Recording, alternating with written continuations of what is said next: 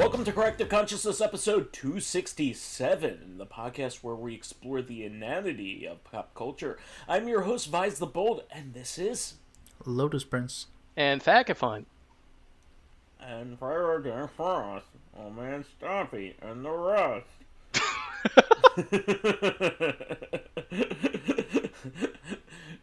I wonder if the audience could tell that I was making a face with my hand and talking towards the screen, and I think they were all convinced that those people were here until you just gave it away just now. Yeah, seriously, what are you doing?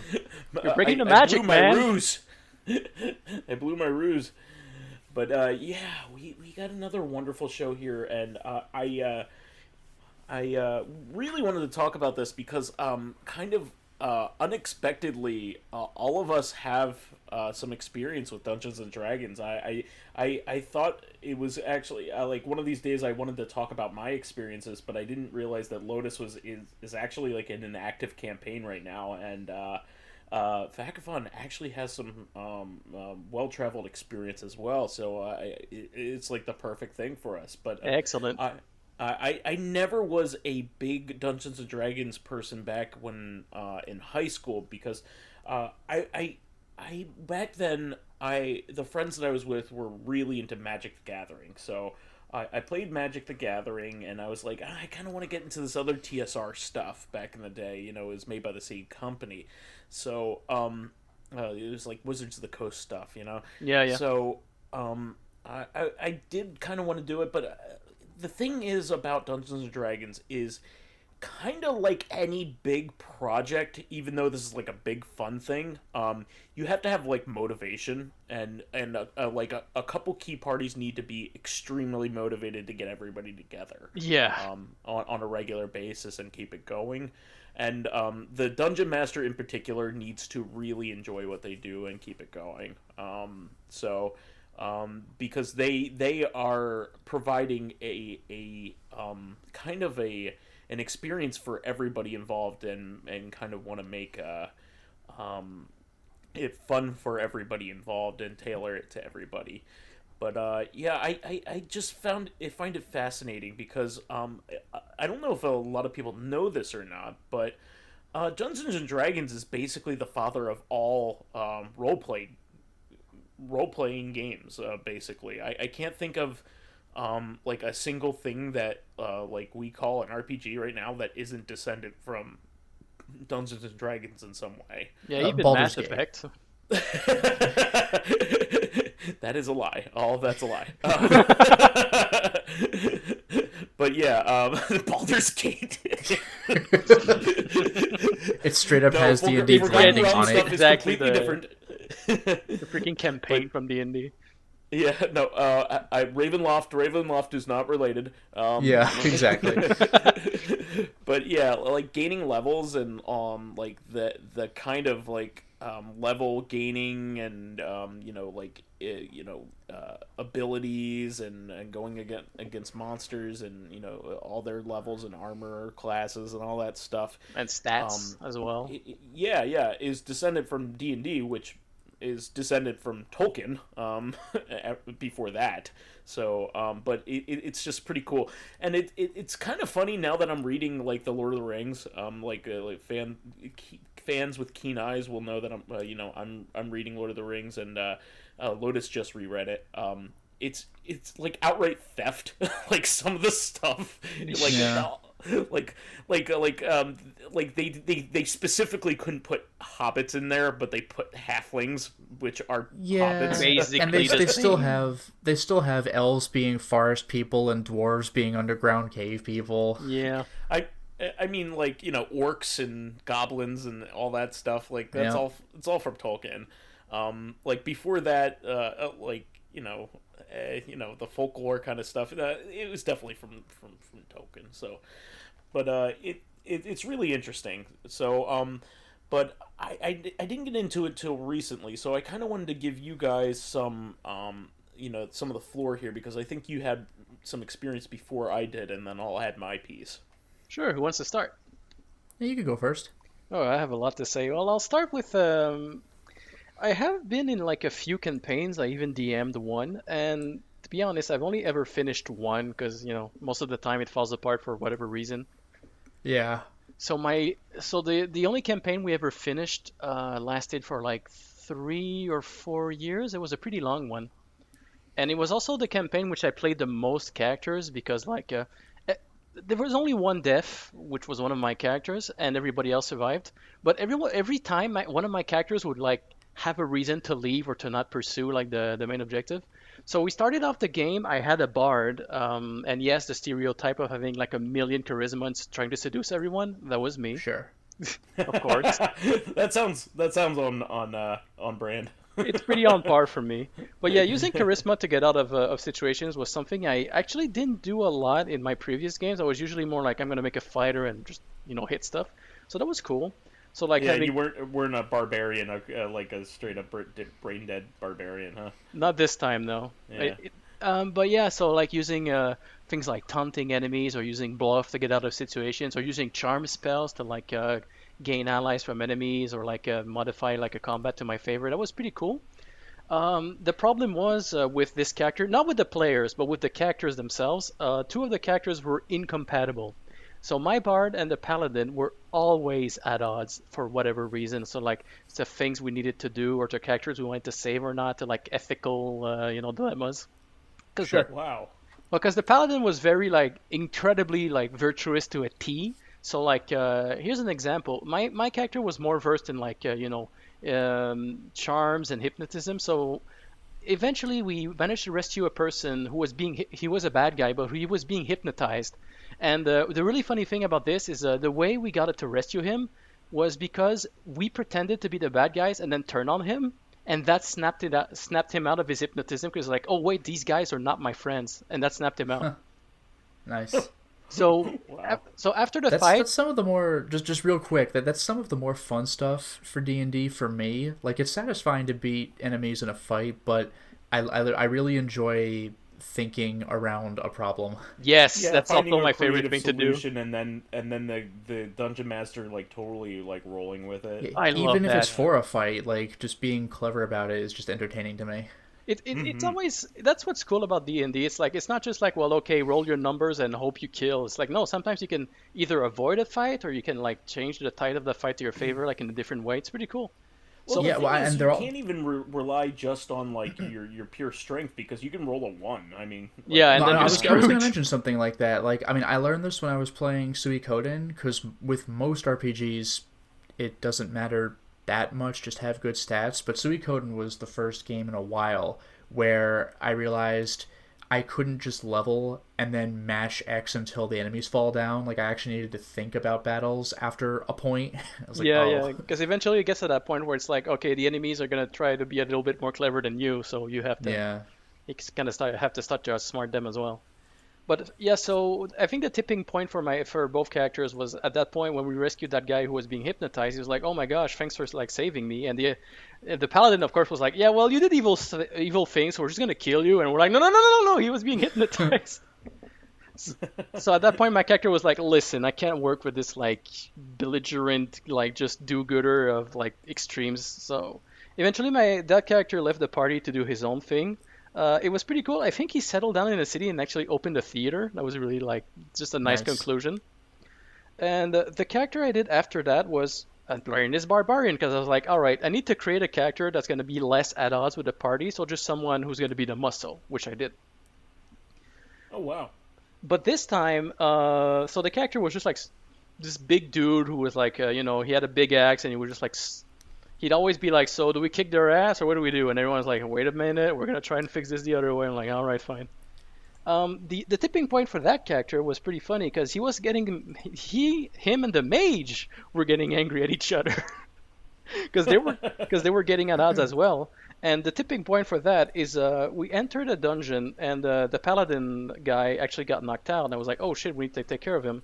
But he got knocked out because we triggered a trap that thankfully my character did his save. So he didn't get affected, but the two other party members got affected by it and got like mind control into thinking we were the enemies. So it's just when we needed the help the most, because the paladin was like bleeding out, the mage and the other guy like they teleport away. So I'm like, what the hell is going on? Because as a player, I didn't know they were being possessed. I felt like the trap teleported them away. So I figured, okay, well, I'm gonna stay where I am with the paladin and like bandage the wounds and wait. A little while later, they came back and they created a pit underneath us that almost killed the paladin and like hurt my guy for like 30 HP. It was insane. 30 is ridiculous. It's a lot of damage because they made like a really deep pit. So my character, of course, is pissed. He's like, "What the hell are you doing?" They're like, "Hey, why are you the enemy? What are you doing?" Eventually, you know how I snapped them out of it? My character yelled so loudly and did an incredible intimidate check. He just snapped them out of it by yelling really loudly, like, "Hey!"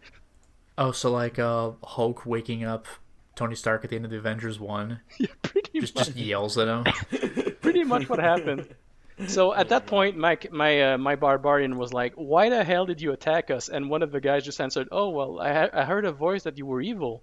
And my barbarian is like, "Okay, I'm out of here." Yep. That's amazing. It's really fun what happens in these games. And my third character in that campaign was a cleric.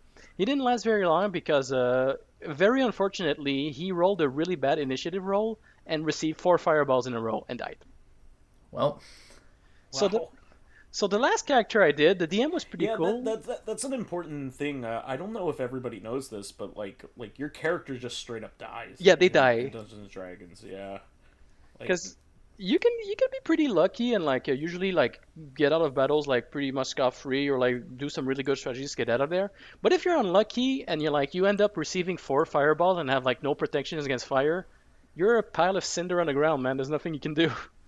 yeah. Well, that I was gonna mention, like the first couple of dungeons I entered with my character, I never even got hit, and I was in combat. Like I never got hit, and then the third dungeon, like somebody hit me hard enough to like not outright kill me, but I got to the point where I had to do those saving throws, Oh, so yeah. I would die. They just like one shot me. I was like, all right. Yeah, that's kind of a reality check. You're like, oh right, my characters are mortal. Yeah. So the last character I did, and he lasted towards the end of the campaign, was kind of an asshole monk. Like he was a monk that was like that had like a big ego, but wasn't like his story was like he was a monk who had a really really big ego, but wasn't actually very good. So he was just like kind of a boastful piece of shit. And the DM had an idea with my character who was like, It's a funny thing for a monk. yeah, it was pretty cool. And my DM had an idea for the character who was like, well, because the campaign is a 1,000-year-old enemy that popped back out. So he was like, you're like at the last dungeon or almost at the last dungeon. So what if we made your character 1,000 years old and like when the party reaches you, they like unfreeze you from like your slumber. So my character was time displaced 1,000 years, which was pretty cool. Damn. So the way we made it work is like my monk wasn't a really good monk, but since like his techniques were pretty much unknown from every single enemies in the game, he was like, all right, even though you're not really good, we're gonna play you off as like you're a good character just because nobody knows what style you're fighting with, you know? It's kind of like Spider-Man. Like Spider-Man is one of the most effective like combatants in the Marvel universe because like he has a unique fighting style that nobody. Yeah, there are stronger and faster characters, but nobody knows what to do with them. Yeah, nobody like quite moves like him or does like. Just think about like the versatility of his web. Like he can swing around, he can shoot it like to stick you around or just to blind you or just crazy stuff like that. Or he could do that thing like in Amazing Spider-Man where he's like on his back on the ground and just shoot his webs at the wall in front of him and pull himself toward it. Like nobody sees that coming. Yeah, that's really cool. I think Taskmaster is like really like kind of like afraid to fight him most of the time. Like, he can't copy him. Like he can't copy his fighting style. The best you can do is subdue him. Yeah, it's true. Because like, what do? You're gonna like get a really cool whip that can kind of mimic his movements. Even then, like what are you gonna do? Swing around? You don't have web shooters. Even Spider-Man doesn't. Like he had to make those. That's true. Yeah, at least in the originals. Does he still have his machines, or is it still organic now? I don't know. Miles Morales is organic in the comics, and Peter Parker is not. Okay. Yeah. To finish off quickly with this character, so that was this guy for the rest of the game, and there was a really good potential for like a redemption arc for this guy because we get to the end of the campaign. And it's like the fight against the guy, and he's basically in another dimension. So we enter the other dimension. There's a lot of enemies, and we start fighting him. And what was really cool is a monk doesn't use magic, kind of like a warrior. He used like chi or stuff like that. So the boss's main quality is that he had an anti-magic barrier, but it didn't affect that my guy that much because like except for like a few magical items, I could just jump to him and kick his ass. So it was pretty cool to have like this character who was kind of an idiot loser this whole time, like finally become really useful against that boss because that was his weakness was a physical person who could do chi attacks, and he was like, "I'll cancel your magic." It's like doesn't work on me. That's And pretty good. what That's was really cool. what was really cool too is like the portal was closing to the other dimension, so everybody had to get out, but my character couldn't because he got affected by the anti-magic field. So if he went towards the portal, he would just close it because it's anti-magic. So I had like this really good, cool idea that like my character like, he would accept his fate and become humble and like live in this basically this alternate universe, knowing that he saved the world. Kind of like redeeming his whole like loser character. Except one of the other players was like, "Well, what if we just kill you and like the anti-magic field will disappear?" Nice. So they did. They killed my character, threw him through the fucking portal, and then they resurrected my guy. So forget that cool ending. Well, So yeah, my character awesome. remained an asshole, and he opened up his own dojo. That's amazing. Yeah. I love it. Well, Lotus, how about your experiences?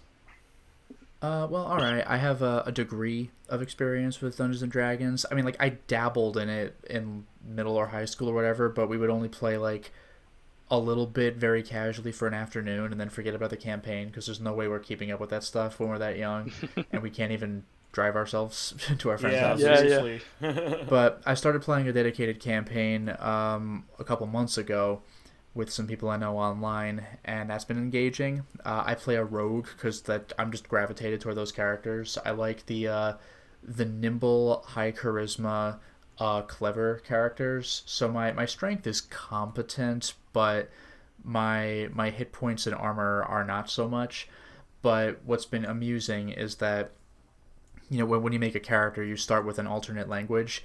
I happen to choose Goblin because I figured that would come in handy more often than like, I don't know, Elemental Yeah. or whatever. Like that's a very esoteric thing to go into. Or like speaking it'll with, pay off that one time, or but speaking celestial or something like that. Yeah. yeah, like there may come a point where that's relevant, but just walking around town, probably not. But yeah, I was able to talk my way through various situations in the first dungeon because it happened to be a goblin dungeon. That worked out pretty nicely. Cool. When we drew aggro, I would be like distracting or whatever. I would like yell in hallways in goblin for people to come after me. So like I wasn't even really fighting, or like I would like kite enemies and run away with them because I'm a rogue. I have like a dash that lets me go farther than other characters do.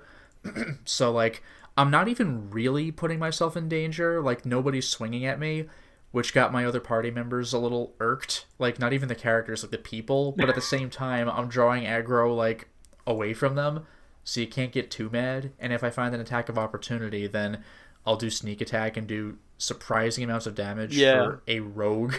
So like I've been useful, but like in some cases indirectly. There was one thing that was pretty amusing where we were trying to get into this hideout of a bunch, like a gang that had been taking over some nearby town. And what I wanted to do was just bluff my way to see if I could join their gang. I just walked up to a table of like 4 of them in a bar and just asked them if I could join. And I rolled terribly. And so they started to fight me. So like after we killed those guys, I doubled down on my plan. I'm like, I'm grabbing one of their cloaks or whatever, and I'm just gonna waltz right into their like basement. Like if anyone catches me, I'll just say I'm one of them, see what happens. And as it turned out, once real fighting got started, even though like I was still wearing my thing, but other people were with me, the guy we were chasing after fled through a crypt which had animated skeletons, which were effectively magical zombies. Like they activated like automatically rather than consciously. Oh, okay. Or so like basically the gang members could pass through their crypt without risk of being bothered, but they would go after adventurers. So, like, this wasn't even part of my plan, but because I was wearing one of their cloaks, they just did not care about me. So I was the only one who got to chase the boss through the dungeon with Excellent. zero opposition. I didn't actually catch him because he teleported away. He was a wizard, but, like, I just left my party to fight 3 skeletons. Like, be right back, guys. He's getting away. I just, like, chased him through a hallway. It was pretty great. Excellent. That's cool. So, like, at this point, like, we have not been playing this epic years-long campaign. Like, we're level 3. We just stepped that up a little bit. But we're starting to get new abilities. Like, now I have a subclass. So now I'm a swashbuckler. I can dual-wield rapiers, which... That's amazing. If you get a sneak attack, that's shocking damage from a rogue character. Oh yeah. Like, there's a paladin character who has a consumable activated ability that they'll need to rest to recover, which can do probably the most damage of anybody in a single strike. But if I get 2 shots off, then that's pretty impressive. And again, I have the high charisma, so, like, I have a decent chance of distracting an enemy or getting information innocuously if we're in towns. So it's like we've only been playing for like a couple of months, but it's been most enjoyable so far. That's awesome. Well, I have been playing probably for about a year now, and I've been playing with some friends of mine from my like hometown. And I used to go there in person, so it was kind of like I live about an hour away from my hometown, so it's just like on a late on a Friday night. It was kind of a hassle to go there and then come back home. But I still was putting up with it. But like we've since kind of migrated to Zoom during the whole thing. And, yeah, I was going to mention we've been doing it on Discord. It's worked quite well. Oh, Zoom. The call service. Sorry, I was thinking. Sorry. No, it's all right. And I've been really enjoying it. So I kind of our DM is kind of into pop culture references and things like that, and we kind of have a comedic tone to our shenanigans. So he's also very like inventive with like the puzzles and stuff that he puts in. Nice. And I figured my character would fit right in when I was thinking about making a character. So I also made a rogue thief type character. Have you ever seen the movie Euro Trip, either of you? I think I have. Once when it was new-ish. I mean, it was on DVD, but like this was back in high school. Sure. Well, there is a character that the comedian Fred Armisen plays in it called, that it was basically the grabby Italian. I wanted to base my my character off of that, so his name is Phalange Roundarici. Oh my So, god, yeah, sticky dude! fingers, in every sense of the word. He's omnisexual, hits on everyone. He's an interesting character. He's also basically turned into the tank of like he's the guy who like wrecks everybody. Oh, great! Because he has sneak attacks, so like he slips into shadow very easily and can do sneak attack really well with his bow. So I've been like wrecking people with that because my character can just like really take advantage of the shadows. I also have like elven shoes, which don't produce a sound and all that stuff too. So it's been a lot of fun. So also my DM invented a cool unique item, which is since my character is very much into mostly men type characters as well. That's like a thing for him. He rides a crunk like the character from Emperor's New Groove. Yeah. He summons like a big muscly torso that he rides as a mount from a statue that he has. Nice. So I've also used Kronk as a distraction and all kinds of things, and it's basically a spectral force to anybody else. Like he but I ride him as a mount, and it's really funny to hear characters like react to me running around on this big muscly torso thing. But yeah, it's so much fun. I wanted to talk about one of the side missions that we did, where basically we were hired by a hippo man, which is a thing. I didn't know there were hippo men in D&D, but there are hippo men. Oh, even I didn't know that. Yeah, no, like there's some really obscure characters, like monster types and stuff like that. Yeah. But we were hired basically to basically to go like find a basically like an animal and kill it for this big game hunter, and it actually turned into like the dangerous game, like he was hunting us. Oh, okay. Yeah, but when we got to the thing that we were supposed to like kill and bring back to him, turns out he was like the previous like player of the dangerous game that had somehow gotten away but couldn't escape the preserve. Oh, wow. And it turns out he was just a straight up predator, like from Predator. Oh my gosh. Okay, yeah. But of course he was trying to kill us at first because he thought we were hostile, and then I just thought to talk to him, and he was just like, "Do you really want to kill us, or like what's your deal?" And he's just like, "Oh no, I just want to get out of here." So we ended up siding with the Predator, and we ended up killing the hippopotamus man and his Nice. And his robot guards. Please repeat that sentence out loud, please. Because Yeah. that's amazing. We teamed up with a Predator and killed a hippopotamus man and his robot guards. While I was riding my torso. While I was riding a muscly torso mount. Yes. That's amazing.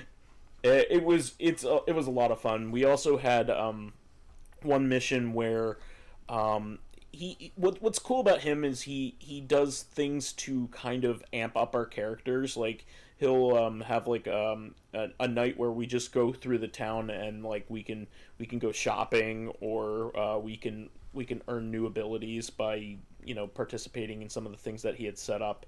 And one of them was straight up like going to a live improv show where basically like a fantasy version of Drew Carey was there, and we did Whose Line Is It Anyway? Oh, good.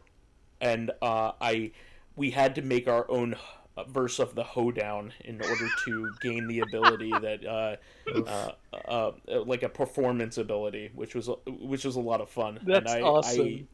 I came up with a verse that was just goddamn hilarious, and everybody was dying, and I came up with it basically off the cuff. Oh, I love stuff like that, especially like when at the end of it you get like a special reward, like a feat or something. Yeah, it was really funny, and we did that, and then like Laura Hall was there, the piano The player. pianist, yeah. Yeah. And my character was just like, I'm gonna hit on Laura Hall. And of course, my character was very unsuccessful at it, but it was just really funny. Laura Hall only has one love: music. Exactly. Yes. But it was a freaking blast, and I really enjoyed it, and I enjoy it every week. We just do something. Right now we're in a part of the campaign where we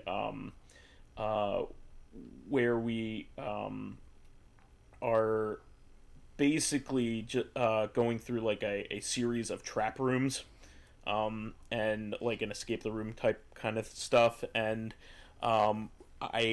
we went up and did like knocked on the door in order to like open it, and we found out that two statues that were guarding it go knock knock. And then we just like kind of said something, and he was just like, who and did like a knock knock joke, and he's like, this isn't funny, and because we didn't know we were participating in a knock knock joke test. And then so I looked up some funny knock knock jokes, and it turns out that the statues were like the old men from the Muppets. The like, two like they had the personalities of them. the two So, like gallery guys. Yeah, exactly. Yeah, Statler and Waldorf. Yeah, Statler and Waldorf. So, I I made a successful knock joke, and they left us alone. And let us through. Yeah. It wasn't half bad. It wasn't half good either. Yeah, exactly. Yeah, it was a lot of fun. Oh, I love it. I love when like people get creative with this game because especially since like the rules book itself is like, yeah, these are guidelines, not like the Bible of D&D. Have fun Yeah. with it, like. Oh yeah, it's straight up just like storytelling, and like it's a framing device really Yes. more than anything. So like you're just supposed to have fun, and like most DMs that I know like don't want to kill you. Like they just want you to have fun. Yeah, they- Well, yeah, I was gonna say if they just kill off the players, like, oh well, The story that was a ends. half hour. Bye. Yeah. Yeah, exactly. Like nobody wants your like character that you've been working on for years like dead. Like Yeah. that's not cool. So yeah. But yeah, I just thought I'd tell a couple really a part of a few of those, and any more tales that anybody else wants to go over before we move on to fan stuff. I have a lot, but I'll go through just one more then. Oh yeah, one more please. So I'm actually in a game right now. We do it a bit differently. It's text only. We do it through Discord. So like basically whenever we want to do something, we connect through Discord and they're like, okay, well my character does this and says that, and we wait for other people to do their things. So it's pretty cool because even though you're at work or you're relaxing at home or whatever, you just like log on to Discord, see what's going on, you do your thing, and then you log off. So it's pretty nice. Yeah, that is pretty convenient. Mm-hmm. So the campaign so far, in this campaign, I've created an archer, and I didn't do like a ranger. I just made like a warrior who had a bow. And he's a little like shithead goblin, so he's just like incredibly rude and crass, and like he's always insulting people, just being like, "You're an idiot," even though he has like 4 intelligence. Yeah. What was pretty fun with that character is he's a coward. So, he's going to be like, he has a lot of bravado, but when like stuff actually gets dangerous, he's like, I'm out of here. So, which is why I like stuff like that. Huh? I like playing as like cowardly characters and stuff like that. I just think that's a lot of fun. Yeah, it's very different. And it also like makes your acts of bravery like mean something more because your character is finally like, fuck it, I have to go to get into danger. Yeah. For whatever reason, if you need to save a friend or something, it's more than just like, well, I'm the paladin, so that's what I'm gonna do. It's like, yeah, okay, well. Yeah. So yeah, it's funny because with this character, I have like a lot of funny highlights, which I usually don't have a lot in my D&D games. It's just like more like a continuous flow. But there's a moment like, because me and my friend were testing the system on Discord because we weren't sure if it was gonna work out.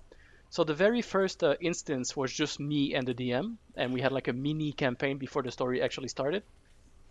And it was basically just like me and two allies who went into a kobold cave because they stole our food. So we get there and we're like, all right, we're gonna do this plan. Man, I'm my like, character's fucked up some kobolds in his day, man. He's just like wrecked them. So it was this whole funny thing because like basically like we're like, okay, we're gonna do a plan, we're gonna lure them out and kick their ass. So my character shoots an arrow and wait. And after like 10 minutes, we're like, what's going on? And we eventually realized the kobolds were leaving by boat. And we're like, oh crap, we actually have to like hurry up because we spent this time just waiting around. So we like do the dungeon, we kill a few kobolds, and we finally reach the boat, which is like, going away. Thankfully, my guy could swim, which I'm really glad I invested in swimming. So we catch up to the boat, we swim to the court to go there. And one of the allies I have was a rogue, so he gets up really quickly and gets to the boat. And while me and the other guy are struggling to get on, we just see enemies falling overboard, and we're like, what the hell is going on? And by the time we reached to the top, the guy had just killed everyone on deck. And my DM admitted, like a little bit, like a few days later, that like, yeah, I rolled the dice to see what was going to happen. I just kept rolling super high numbers for that one guy. Huh, well. So our ally just kicking ass. well, basically, he just cleared the boat for us, and we just brought it back. Another cool, That's awesome. like another cool thing that happened was like way later in the session. We had been to an orphanage a few times, so like because something was going on, we weren't too sure. Eventually, we got proof that the person running the orphanage was like keeping them in the underground, forcing them to mine like ore and stuff like that. So we go to confront her, and she was stronger than we expected. So like she just grabbed my character by the collar and like combat started, and it was just me and another ally because our 2 other friends were in another rooms, and it was just me and the other ally. So like we're getting our asses kicked, and I can't really do anything because she has a really good grapple on me. So my character didn't really have a choice. I was like, okay, I'm gonna do something disgusting but that will probably work because she's like a very classy lady. My character grabbed his dagger, cut his belt, and like peed on her. And yeah, that worked. Like my friend rolled the dice to like not get like disgusted, and yeah, the character just like, oh, gross, and let my character go. That's amazing. Yeah, it worked out really well. I love it.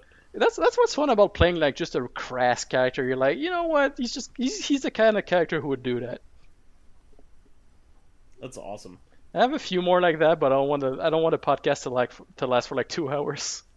Nah, that's fine. That's fine. How about you, Lotus? Any more that you want to mention? Not terribly many more exploits because I've only been in the one campaign. Closest I can think of was we had a new player join the campaign, so they had to justify his existence. So in the Goblin Cave that we were investigating, they just made him a hostage in addition to the person we were actually supposed to save, who was an NPC. So he just appeared magically, like he's just there now. Like, so he was trying to figure out if he could find a way to escape, which was difficult because his weapons were gone and everything.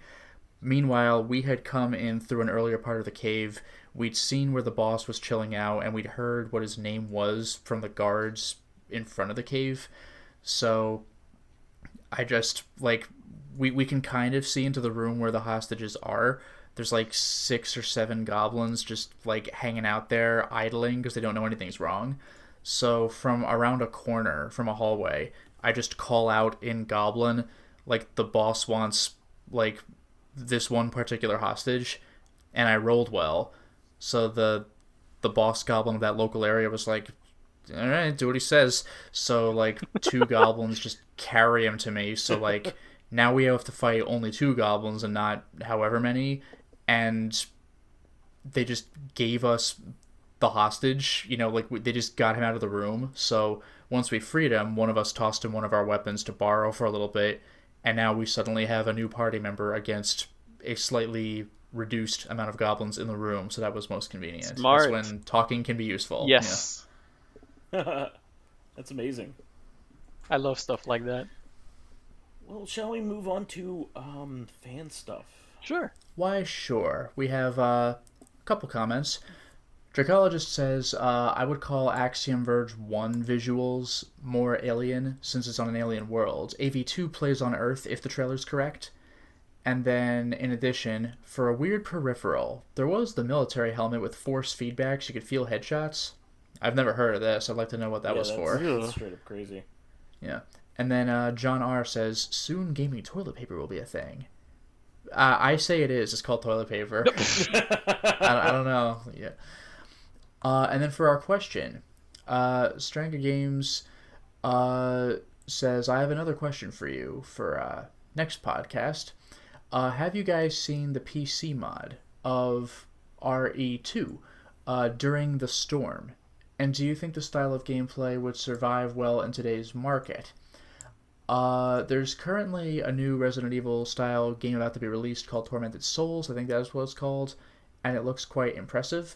So, like, I don't follow mods, so I had to Google this one. But the basic idea is this is the 1998 Resident Evil 2 PC version. So, it's more easily moddable than a console version. Yes. But it's kind of sort of open world. There's more places to go because Resident Evil games are traditionally linear in where they want you to go.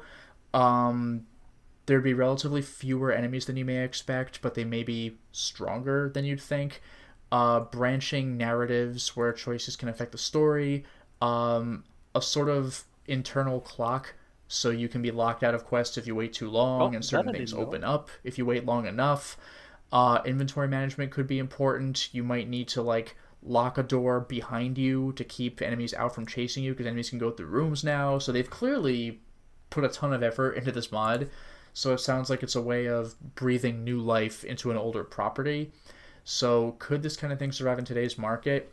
I don't know what people generally think of the PS1 aesthetic, but then with all the indie games coming back in pixel style, it's probably not terribly long before the PS1 aesthetic comes back in a big way. So I could theoretically see this kind of thing working out, especially if it's the kind of game you would want today, but made in the style of an older game. Yeah, yeah. Oh, and also I should mention, I forgot to mention this part, if it matters, but the character you play as in this RE2 game is Kevin from one of the Outbreak games, so it's just like, it's supposed to be a different story, but yeah, same idea. It's like a large scale mod that just recontextualizes a game that you thought you knew. So it's an interesting concept for sure. I think they're like, video games are very niche driven. There's just so many different things you can be into with video games. It's like, when somebody says that they're into video games, you always have to ask them more, because what? Yeah, that's like saying I'm into movies. Yeah, exactly. Like, what does that mean? Yeah. Oh, I'm really into food. So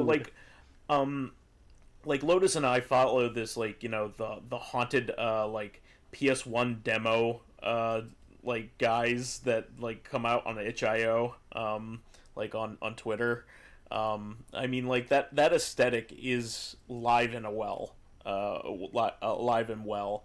That whole lo-fi, low poly look. Yeah. Is still especially good in horror, because horror is so good, especially when you can't discern what's going on, exactly what you're looking at. That's what made Silent Hill 1 so effective. Yeah. Obviously Silent Hill 2 and 3 were more realistic and they were terrifying, but Silent Hill 1 was, a little bit of the horror came from what am I looking at? Yeah, exactly. You can make something that is geometrically very odd and also biological at the same time. Or even think of Star Fox. Yeah. Andros looks better on 64, but there's something weird and alien about Polygon Andros. Yeah. Well, it's kind of funny because it's supposed to be a living being, right? It's not even Yeah, that's just the effect they had at the time. Yeah, so they kind of explored this that idea with a little known or little celebrated XCOM game. The XCOM first person shooter that came out what was that called? The Bureau? The Bureau. Straight up, the alien invaders were geometric shapes, in a world that looked realistic. So sure. Imagine seeing just a fucking cube show up one day. Jesus Christ. In the 50s, in the sky, there's a cube, a big blue cube, and it wants to kill everybody. What's up in the sky? It's a bird, it's a plane, it's a cube. Yeah. No, I remember seeing, I have no idea what this movie was called at this point. It's been way too long. But there was a creepy spaceship that appeared, low enough to Earth that it's in the sky, but it's not in space. But it's hanging over Earth. But what was off-putting about it was vaguely pyramid-shaped, but it was upside down, so the point is the low part. And there's something that's just unsettling about that. It's how does that make any physical sense? Which is what kind of makes it creepy. Yeah, it's just sitting there and hovering, and you don't know why. And it's seemingly upside down. You're shouldn't it be the other way? It's weird. Yeah, I kind of just like that. It's how did this get here? Why does it defy everything that we know in reality? Yeah, is it even alive? What is it? What is this? Yeah. I just find all that really fascinating. That's what they did with the remake of, was it Bloodborne that I see floating around on Twitter sometimes? Yeah, there's a Bloodborne remake. It's going to be for PC, but it's made in the PS1 style where the loading screen says now loading, Armored Core, that they're really leaning into the style. It's pretty entertaining. And not only just visually, but the sounds are also incredibly visceral and raw from the PS1 era. Yeah, the voices are kept the same, but I think everything else is done in the style of, because you're not going to re-record the dialogue with those voice actors. No. Yeah, seriously. But yeah, I think people are going to be receptive to that, even if you come up with a PS1 style game and try to sell it on the eShop. If it was compelling enough, I think people. Well, it'll happen. We've been getting more than enough of those old Nintendo 2D platformers coming back. We've gotten point and clicks coming back in a big way. So next era, we're gonna have this cyclical thing. Old 3D polygonal graphics are going to come back. Here's the thing. I don't think really poor camera controls will ever make a comeback. Oh, I hope Well, not. no. I mean, yes, some people might try playing with that because remember how it was in my day, but that's not going to catch on as much as they think it will. No. I mean, a lot of those horror games had fixed camera angles to begin with anyway. Like Resident Evil did not have camera controls. It gave you a fixed camera angle. So. They kind of worked masterfully around that too, because the horror from these games comes. Well, usually the horror from most horror games is either you don't really understand what the enemy is or where it's coming from or whatever, or you can't see it. And Resident Evil was like the master of that because you'd enter a room, you'd hear some footsteps, but you'd have no idea where it is, even if it's in front of you because of the camera. Yeah, it made everything feel really claustrophobic. Yeah. Even if it should have been painfully obvious that the monster's right in front of your character, like if the camera is facing the other way, like you're facing toward the screen or something, then you might miss it. Yeah. Yeah. This is the kind of thing that they make fun of in movies sometimes, where like if I can't see it, the character can't see it. Like those movies like Airplane played with that. Like there's a scene in Top Secret where we've seen this camera angle before, where they're like snooping through the woods, but they're crawling for stealth. But then they see like a boot, like they come across a boot right in front of them, like oh shit, and they look up at the guy who's standing there, but there's no one there. It's just a boot. But the camera had cropped it off, so like we, the audience, couldn't see. But the characters acted like they didn't notice it was a boot until it was revealed on camera that it was, and that just adds to the humor of it. Lou, you're Canadian, so he's not trying to say about. By the way, he's literally saying an actual thing. God, I got shook. Okay, I was so confused for a second. I was like, what? Don't worry about it. What are you talking about? But to come back to the mod itself, the Resident Evil 2 mod. So yeah, it's interesting that they take characters from Outbreaks, not just Kevin, but like Rita, Marvin. I think there's a guy called Francis or something like that, the guy with the glasses. And it's pretty cool because, well, I've only seen the demo, but you walk around the town, you interact with the people, there's some shenanigans. And depending on your choices, like, it will influence the story and, like, what direction the game will take. You might even play as another character. And one of the things that can happen, too, can influence the game mechanics themselves. You can get drunk. And if you get drunk, then when you move around. You know when you're really hurt in Resident Evil 2 and you're kind of limping? Oh, you stagger? Yeah, so you keep staggering even though you're full health, which just makes the battle that much harder, That's kind of amusing. Yeah. They did it in Deus Ex where it would mess with your vision and the camera would start rotating, and it actually kind of got hard to look at after a while. Yeah. Jeez. Wow. But yeah, I think that type of game, I don't think it would be like an amazing success, but I'm sure people would play those games. Yeah. Yeah, the gameplay like it sounds enticing. I just wonder how many people are going to dive into the Resident Evil 2 aesthetic. But I mean, I grew up with that stuff, so it sounds interesting. Yeah. Yeah, I was a big gamer during that time too. So like, I have a lot of fond memories. Like a lot of my like heavy gaming was during the PlayStation era. Like more so than any other time, just because like that's when I had the free time and drive to like play through stuff. Yeah, same here. For me, it was the GameCube era. Yeah, for me it was probably more the GameCube era, because when it was PlayStation 1 era, I had the N64, and there were definitely some games I played. Like I went through Ocarina of Time, Majora's Mask, but I think it was when the GameCube came out that I really was like, I'm going to play through a game and just do what I can. Yeah. Well, that's awesome. Any other additions to the question here before we wrap things up, gentlemen? Well, I'll just say that because usually we don't see a lot of mods that are like trying to recreate, like in such a big way, like recreate a whole game by itself. Usually mods will like modify maybe a bit of dialogues, or they'll change the enemies, or they'll change the player model. But or clean up the visuals. Yeah, a little bit, something like that. But to like completely like build a new game up from like the assets of a game, that's pretty new. Yeah, it's nuts. Yeah, I agree. It's just one of those things. Like, I think like teenagers are like really like a lot of these things are being made by like teenagers and like people in their early 20s that have like the free time to do it. Like, Yeah, like you see crazy stuff like a lot of Super Nintendo like randomizers, even 64 Yeah, randomizers at this Yeah, we point. didn't have these tools available to us when we had that free time, so like I'm like really jealous of it. Yeah, the Like, best we had was emulators that worked pretty well. well, you basically needed to make everything from scratch back in our day, you know. Like Yeah. it was just one. Now there's so many resources and libraries and things like that. It's And, really cool.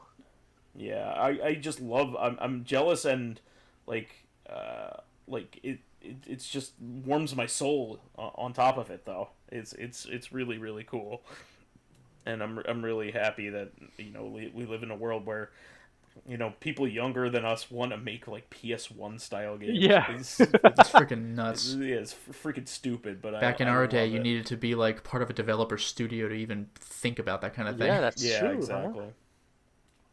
Well, I think we'll start wrapping things up then. We want to thank all of our fans who contributed questions. We want to please keep us supplied with awesome topics by submitting questions of your own via the YouTube and SoundCloud pages. While they're there, please give us thumbs ups, likes, and 5-star ratings on iTunes. It helps promote and spread awareness of the show, and any bit of encouragement helps keep the show going. You can also catch us on Tuesdays for our sister podcast, Reactive Consciousness, the in-depth look at this week in our lives. Man, I'm tired. Finally, you can friend me. We can friend me. We can friend me. I can friend me. Finally, you can friend me as vysethebold on pretty much everything. Just give me a DM. Let me wake up before it happens because goddamn, oh fuck. And you could follow me in my YouTube channel, Lotus Prince. You can hit me up on Twitter at Lotus Prince. And finally, if you are interested in seeing my videos early, getting in on exclusive live streams, selecting upcoming games for me to Let's Play, or getting in conversations with me and other patrons on Discord, then perhaps consider swinging by my Patreon account, which can be found at patreon.com/LotusPrince. Much better than mine. My delivery. Yeah, good delivery. Yeah. Well, Thank you. well, honestly, we forgive you. It's so freaking hot this week. Like seriously. Ugh. And yeah, Scorcher. as for me, you can look at my webcomic on kadrula.com or visit my Patreon on Kadrula. And you can visit my Twitter page at Fakafon. Please do. He is a Alright. brilliant artist. Thank Yeah, you. no, like and the twerking Cybermen, keep your eyes out. We have to I have to take you up on some more submissions because or commissions because there's far too little of this universe we created with the twerking Cybermen. We can do more. Yeah, well, no, it needs to happen. All right, well, we will catch everybody then again on Tuesday. Until next time, everyone. Good night, everyone. Stay hydrated. Bye bye.